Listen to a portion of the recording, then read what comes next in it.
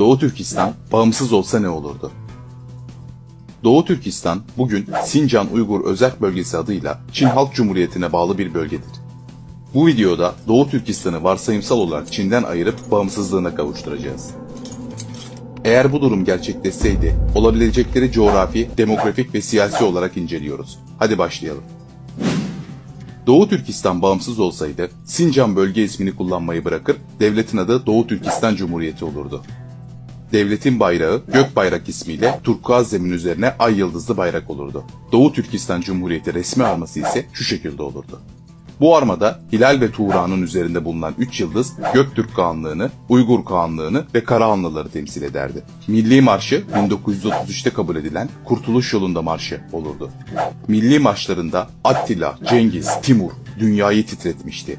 Kan verip şan alan biz, onların evlatlarıyız. Yaşasın, hiç sönmesin, parlasın istikbalimiz sözleri olurdu. Doğu Türkistan'ın bağımsızlığını tanıyan ilk devletler bağımsız Türk devletleri olurdu.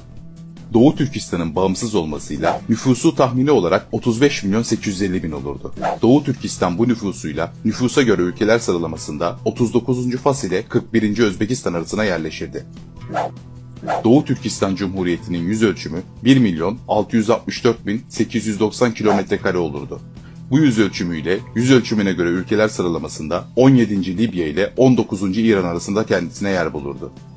Dünyadaki bağımsız Türk devletlerinin sayısı 7'den 8'e yükselirdi.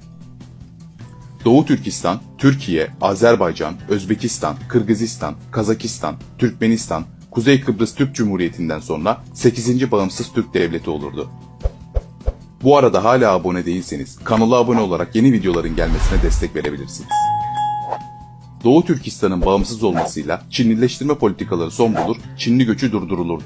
Ülkede resmi dilin Türkçe olmasıyla Han Çinlileri Çin'e göç etmeye başlardı. Ülkedeki Çinli nüfusu hızla düşerdi. Bunun aksine dünyanın çeşitli ülkelerine dağılan yüz binlerce Türk atalarının yurtlarına dönerek bölgedeki Türk nüfusunu hızla arttırırdı. Ülkenin başkenti ise binlerce yıllık tarihiyle Kaşgar olurdu. Diğer büyük ve önemli şehirleri Hoten, Urumçi, Aksu, Gulca ve Altay olurdu. Çin'in uyguladığı asimilasyon ve ayrımcılık politikası son bulurdu. Çin hükümetinin eğitim kampı olarak adlandırdığı toplama kampları dağıtılır, buradaki insanlar ailelerine kavuşurdu.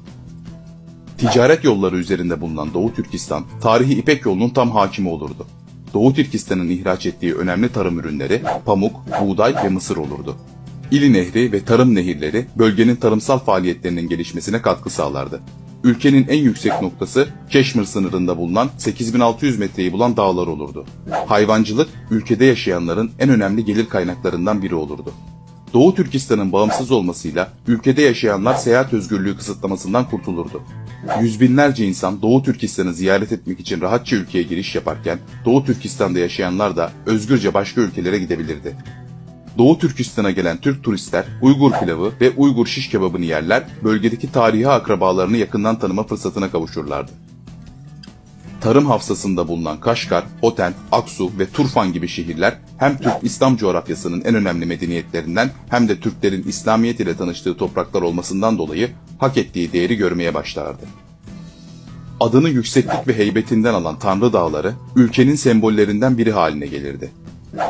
Doğu Türkistan'ın bağımsız olmasıyla Hong Kong, İnç Moğolistan, Mançurya ve Tibet bölgelerinde de karışıklıklar başlardı. Çin belki de parçalanma sürecine girerdi. Lopnur nükleer test alanındaki çalışmalar sonlandırılır, bölgedeki Türk ve Müslümanlar insani bir şekilde yaşayarak hayatlarına devam ederlerdi.